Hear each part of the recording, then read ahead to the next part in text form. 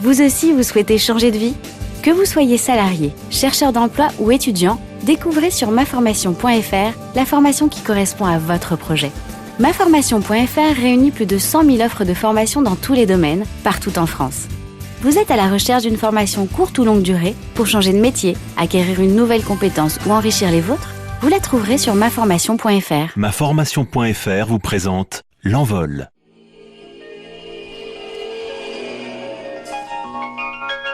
Au moment où Louis est posé sur mon ventre, je me dis, il est magnifique. J'ai 3 garçons et je pense que je me souviendrai toujours de la naissance de Louis comme d'une première rencontre, très attendue mais qui ne préjuge en rien de l'avenir, et c'est tant mieux.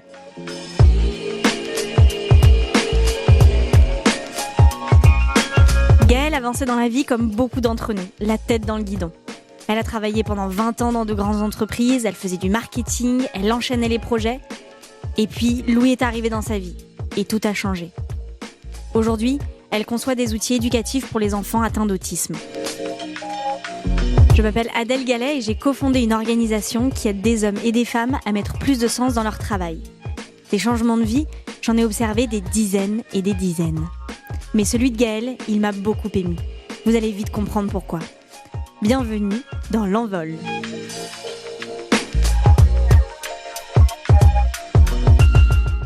À ce moment-là de ma vie, je ne me pose aucune question.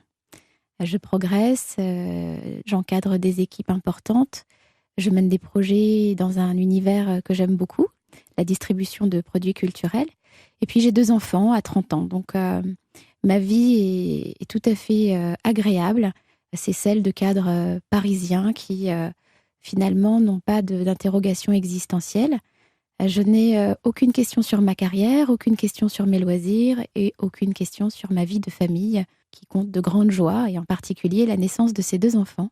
Ma semaine type, c'est de prendre un taxi le lundi matin très tôt, un avion à 6h50 à Roissy, d'arriver à Francfort, à Londres ou Milan 1h30, 1h plus tard et d'arriver chez mon client ou mon partenaire pour 9h30. Généralement, à cette époque-là, je dors à l'hôtel et je rentre chez moi le vendredi soir avec la satisfaction d'avoir mené des réunions efficaces. Et c'est une vie qui est une vie plaisante. C'est une vie dont je suis fière aussi, parce que j'ai appris avec méthode comment on peut faire progresser des projets, comment on peut embarquer des dynamiques et des personnes.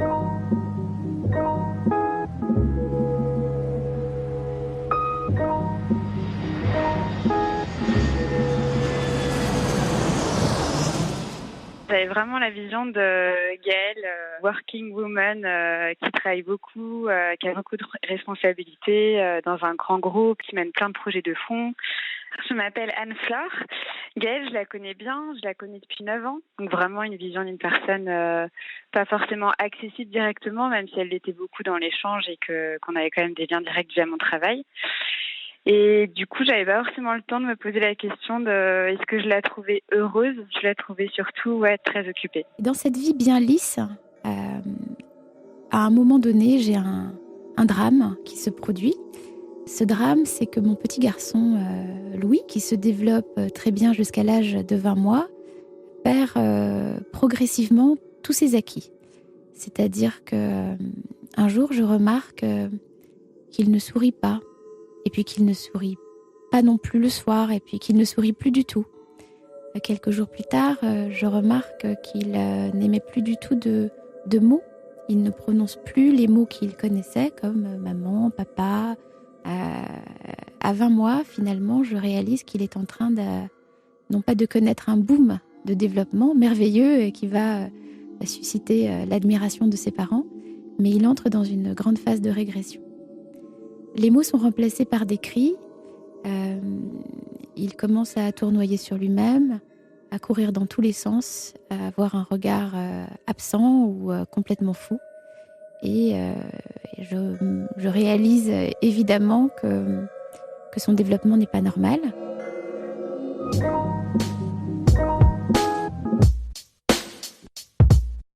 C'est le début de 2 ans de galère, 2 ans d'errance, avec des nuits sans sommeil et sans réponse de la médecine. Et puis le diagnostic finit par tomber. Louis souffre d'une forme sévère d'autisme. Mais le parcours du combattant est loin d'être terminé. Nous voilà à tester pendant 6 mois une approche qui s'appelle Sunrise, par exemple. Puis, pendant 6 mois, une autre méthode. Et de proche en proche, nous parvenons à la conclusion que certaines techniques comportementales, basées sur l'analyse du développement de l'enfant, vont aider Louis. Avec des techniques qui vont développer sa motivation, développer son intérêt à faire des choses avec quelqu'un d'autre. Nous allons pouvoir aller vers Louis et Louis vers nous. Sans ces approches comportementales et développementales, je ne serais pas là pour vous parler de lui. Mais aujourd'hui, je peux vous assurer que c'est un petit garçon qui a fait des progrès formidables. Et en entrant dans l'apprentissage de ces techniques, nous sauvons notre famille. Louis fait des progrès, il fait ses nuits en 1 mois et demi. Il devient propre en 1 mois et demi aussi. Et ne serait-ce que ces 2 aspects très concrets de la vie quotidienne vont changer notre vie. Cette prise en charge de Louis avec des techniques comportementales et développementales, nous les avons mises en place en famille, avec l'aide de professionnels en libéral qui venaient au domicile. Ceci parce qu'il n'y avait pas de solution apportée par le système de santé, pas de solution apportée par l'école. Cette situation n'était pas totalement satisfaisante, donc je me suis engagée avec l'aide d'une association dans un projet d'ouverture d'un établissement qui permette à Louis de bénéficier de ces méthodes qui fonctionnent bien pour qu'il progresse. Et donc j'ai participé à l'ouverture d'un établissement Agir et vivre l'autisme à Chambourcy, qui a permis à Louis d'acquérir les bases du langage, d'entrer dans la lecture et in fine de revenir à l'école. À cette époque-là, je suis dans une gestion de l'agenda au quart d'heure près.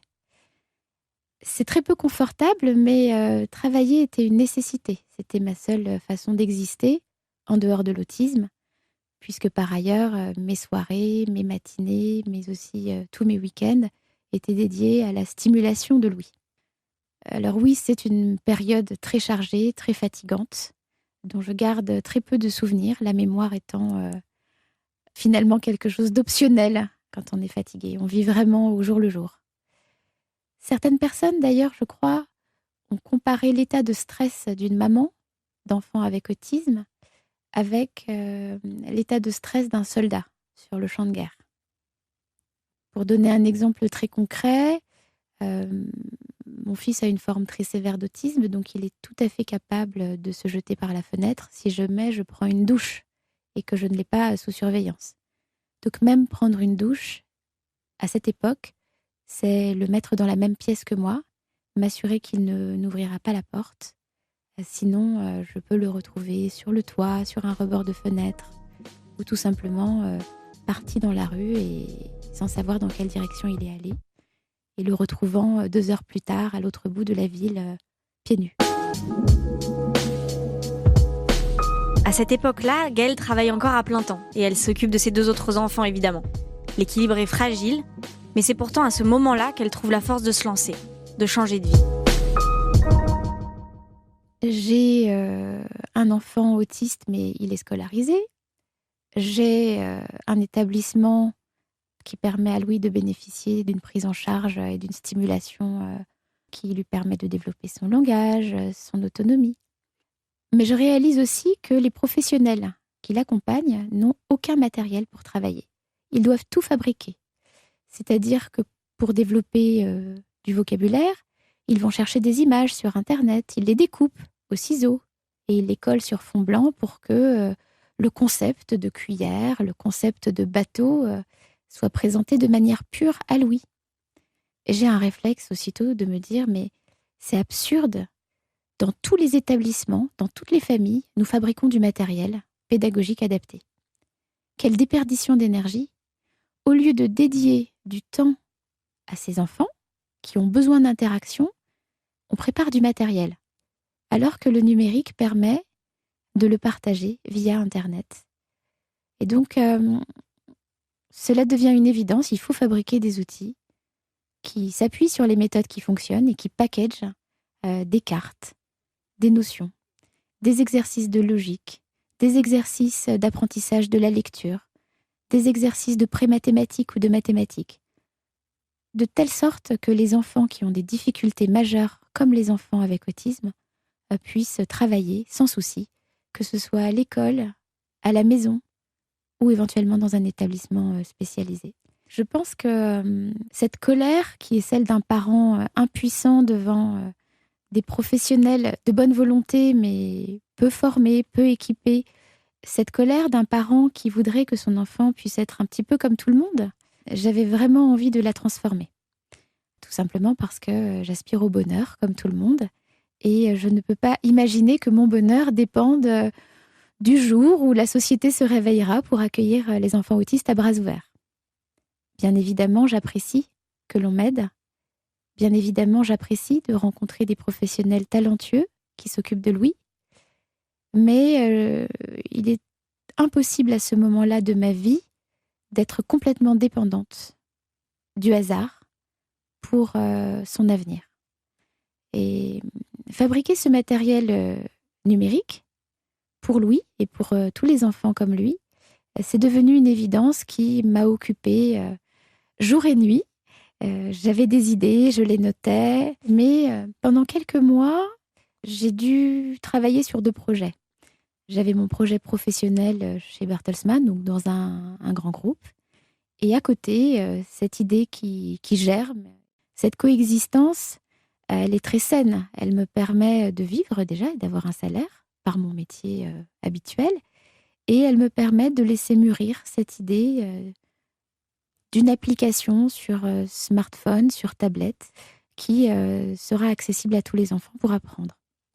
Mais au bout d'un moment, je me dis, j'ai l'esprit ailleurs, je n'arrive plus à mener mes missions correctement pour mon employeur, puisque l'essentiel de ma réflexion est tourné vers la fabrication de ces solutions pour les enfants avec autisme.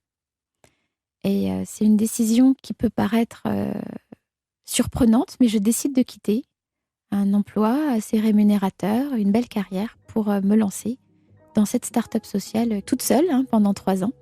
Et aujourd'hui, j'ai la chance d'être entourée d'une équipe d'une 40aine de personnes, si on compte les emplois indirects.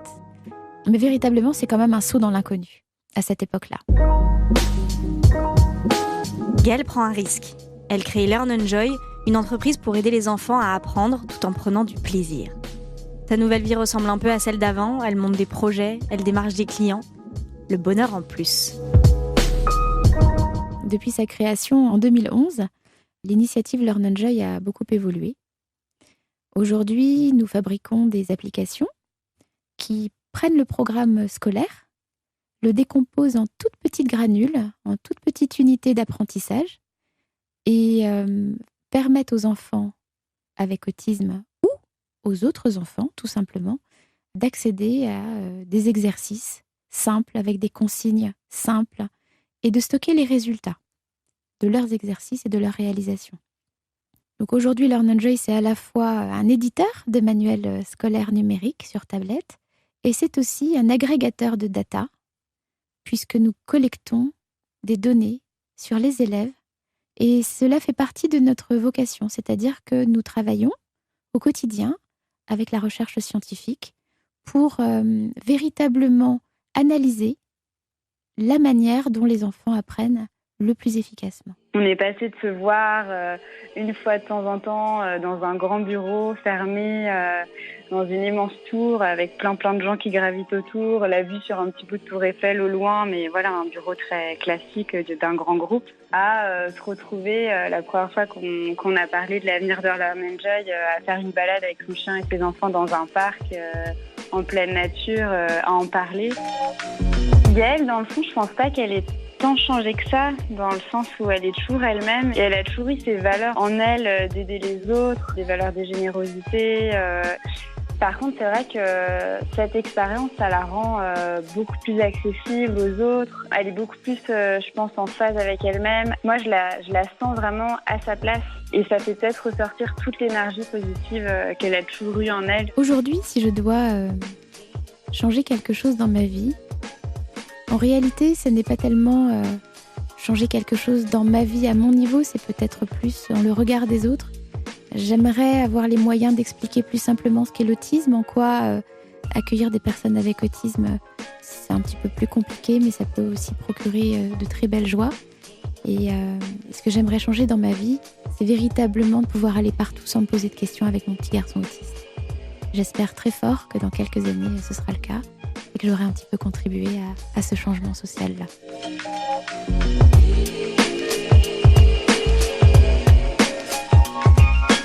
Aujourd'hui, Louis a 14 ans.